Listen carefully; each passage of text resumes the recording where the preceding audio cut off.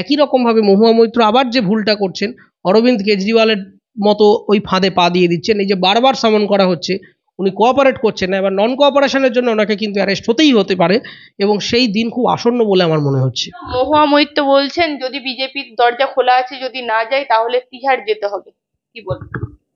দেখুন, উনি বিজেপিতে যান, সিপিএমে যান, যেখানেই যান, উনি যে কাজ করেছেন সেটা সার্বভৌম দেশের সুরক্ষার পরিপন্থী। না, এটা কে হুমকি দিই, দেখাক, এভিডেন্স দিক। এরকম মুখে আমি অনেক কথা বলতে পারি। ওসব টুইট ওরা একবার টুইট করে, একবার টুইট ডিলিট করে। উনি খুব ভালো করেই জানেন যে ওনার অবস্থা খুব শোচনীয় পর্যায়ে রয়েছে এই মুহূর্তে, এবং ইডি যেভাবে উঠে পড়ে লেগেছে, এবং মানে সেটা তো উদ্দেশ্য প্রণোদিত নয়, তার কারণ উনি যে কাজটা করেছেন সেটা সম্পূর্ণ অনৈতিক, বেআইনি কাজ। তাহলে এই মহিলাকে কেন ধরা হয়েছে?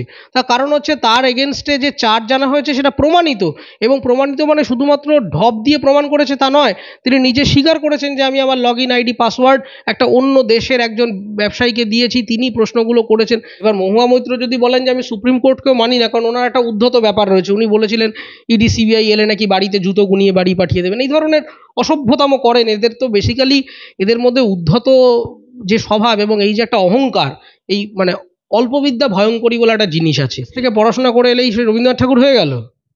এমটি ভেসেল সাউন্ড মাছ, গল্পটা হচ্ছে তাই। বিদেশ থেকে পড়াশোনা করে আসা নিয়ে আমার কোনো প্রশ্ন নেই, কিন্তু সব বিদেশ থেকে পড়ে আসা মানেই সে সুপ্রিম ক্ষমতার অধিকারী, এটা ধরে নেওয়ার কিছু নেই। ঘটনাটা হচ্ছে যে মোদির বিরুদ্ধে, দেখুন এগুলো সবসময় মমতা ব্যানার্জির পলিটিক্যাল স্ট্র্যাটেজি, যে উনি মিসলিড করে দেন, মানে কথাটাকে মিস ইন্টারপ্রেট করে দেন। মোদির বিরুদ্ধে কি একা মহুয়া মৈত্র কথা বলে? সংসদে কি আর বিরোধী নেই? তারা গভর্নমেন্টের বিপক্ষে কথা বলেন না? এটা কোনো যুক্তি? সংসদে মহুয়া মৈত্র একমাত্র বিরোধী স্পিকার, আর কোনো বিরোধী দল, বিরোধী অর্গানাইজেশন সারা ভারতবর্ষে নেই, তারা কথা বলছে না। সারা ভারতবর্ষে একটা বিরাট বড় বিরোধী শক্তি আছে, ডেমোক্রেসি বিরোধী ছাড়া হয় না। মোদির বিরুদ্ধে একমাত্র মহুয়া মৈত্রই কথা বলেন, আর বাকি সমস্ত ভারতবাসী তারা সবাই মোদির পক্ষে, এটা তো হতে পারে না। মোদির বিপক্ষে লোক আছেন, এবং শুধু সাধারণ মানুষ নয়, ওখানে পার্লামেন্টেও প্রতিনিধি আছেন। তাহলে ঘটনাটা হচ্ছে এত লোক থাকতে ওনাকে ধরলো কেন? এত লোকই তো বিরোধিতা করছেন, তা সবাইকে বাদ দিয়ে দেওয়া উচিত ছিল, দিয়ে বলে দিতে হতো সে রাশিয়ার পুতিনের মতো যে আমি প্রধানমন্ত্রী। সেটা তো হয়নি, ভোট হচ্ছে। তাহলে ওই যে মমতা ব্যানার্জি বলছে যে মোদির বিরুদ্ধে প্রশ্ন করেছে, আপনি মমতা বন্দ্যোপাধ্যায়কে জিজ্ঞাসা করবেন যে প্রশ্নগুলো একটা মহুয়া মৈত্র করেননি। উনি সেই ক্লাস 5-এর বাচ্চাদের মতো টুকে পড়া মুখস্থ করে বলেছেন। প্রশ্নগুলো তো করেছে ওই কোন গ্রুপ, হীরানন্দানি গ্রুপ। হ্যাঁ, হীরানন্দানি গ্রুপের লেখা প্রশ্ন আমি গিয়ে পাঠ করেছি। আপনাকেও যদি আমি এরকম প্রিন্ট আউট দিয়ে দিই, আপনি গিয়ে বলতেই পারেন পার্লামেন্টে, সেটা আপনার প্রশ্ন হয়ে গেল। মুশকিলটা হচ্ছে, দেখুন আমার সব থেকে খারাপ লেগেছিল যখন ওনাকে আবার রিভাইজ টিকিট দেওয়া হয়েছে। তার কারণ হচ্ছে যে আপনি একটা এন্টায়ার দেশের জাতীয় সুরক্ষার পরিপন্থী কাজ করছেন। আপনি আদানিকে নিয়ে প্রশ্ন করুন, আমার সেটা নিয়ে আপত্তি নেই, আপনি নিজে করুন। তার মানে আপনার মাথায় কোনো মেরিট নেই? আপনি ভাবতে পারেন না আদানিকে নিয়ে মোদিকে অ্যাটাক করতে গেলে যে চিন্তাভাবনা দরকার, যে পড়াশোনা দরকার, সেটা তেমন মহুয়া মৈত্রর নেই।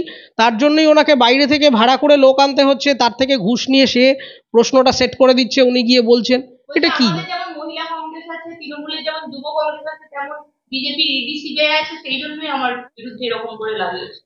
ওনাকে বলবেন, আজকের খবরের কাগজেই আমি দেখছিলাম যে সুপ্রিম কোর্ট পরিষ্কার প্রিভেনশন অফ মানি লন্ডারিং অ্যাক্টের একদম সেকশন তুলে বলে দিয়েছে যে ইডি যদি মনে করে একটা সেন্ট্রাল স্ট্যাটিউটারি বডি হিসেবে যে তারা কাউকে সামন করবে কোনো ইনফরমেশনের জন্য, তাদের অ্যাবসলিউট রাইট রয়েছে, তারা সমন করতে পারে, এটা সুপ্রিম কোর্ট বলেছে।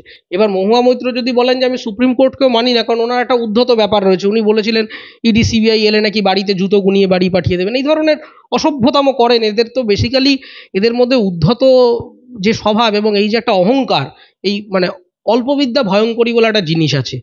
মহুয়া মৈত্র যে অ্যাপ্রোচে নিজেকে রিপ্রেজেন্ট করছেন সেটা ভুল, সেটা ওনার নিজের জন্য ক্ষতিকারক, উনি এখন সেটা খানিকটা বুঝতে পেরে গেছেন। এবং এই যে ইডি সমন করছে, উনি যাচ্ছেন না। আচ্ছা, আমাকে একটা কথা বলুন, আপনাকে ধরুন থানা থেকে এনকোয়ারি করতে এলো, ধরুন একটা কোনো জায়গা থেকে আপনার নাম এসেছে, আপনি যদি এতই কনফিডেন্ট হবেন যে না আমি কিছু করিনি ভাই, আপনি থানায় গিয়ে বয়ান দিয়ে আসুন যে এই দেখুন ভাই আমার ডকুমেন্টস দেখুন, এই দেখুন। এটা তো সাধারণ ব্যাপার। একটা পুলিশ বা একটা গোয়েন্দা বিভাগ আপনাকে তলব করেছে, আপনি যাবেন, আপনি যদি এতই কনফিডেন্ট হন যে সিবিআইকে দিয়ে আপনি জুতো গোনাবেন, এইসব কী সব করবেন টরবেন, আপনি বিরাট নাকি পণ্ডিত, তাহলে আপনি গিয়ে ডকুমেন্টস দেখিয়ে দিন যে না আপনি যে সমস্ত চার্জ ফান্ড যাচ্ছে সব ভাওতাবাজি। সেইগুলো আপনি দেখাচ্ছেন না, আপনি পালিয়ে পালিয়ে বেড়াচ্ছেন কেন? এই একই ঘটনা প্রযোজ্য ছিল শেখ শাহজাহানের ক্ষেত্রে, যে সবাই মিলে বলছিল Sheikh Shahjahan has been targeted, ও কিছুই করেনি, ও ছিল না। অথচ আমরা তারপর দেখলাম 42টা কেস কোথা থেকে চলে এলো, এবং সেই কেসগুলো সবই মোটামুটি মানে বাংলার পুলিশের তদন্ত করা এভিডেন্স এবং এফআইআর এর ভিত্তিতেই সেগুলো হলো। তার মানে কেসগুলো ছিল, এরা পালিয়ে বেড়াচ্ছিল। একই রকমভাবে মহুয়া মৈত্র আবার যে ভুলটা করছেন, অরবিন্দ কেজরিওয়ালের মতো ওই ফাঁদে পা দিয়ে দিচ্ছেন। এই যে বারবার সামন করা হচ্ছে, উনি কোঅপারেট করছেন না, এবার নন কোঅপারেশনের জন্য ওনাকে কিন্তু অ্যারেস্ট হতেই হতে পারে, এবং সেই দিন খুব আসন্ন বলে আমার মনে হচ্ছে।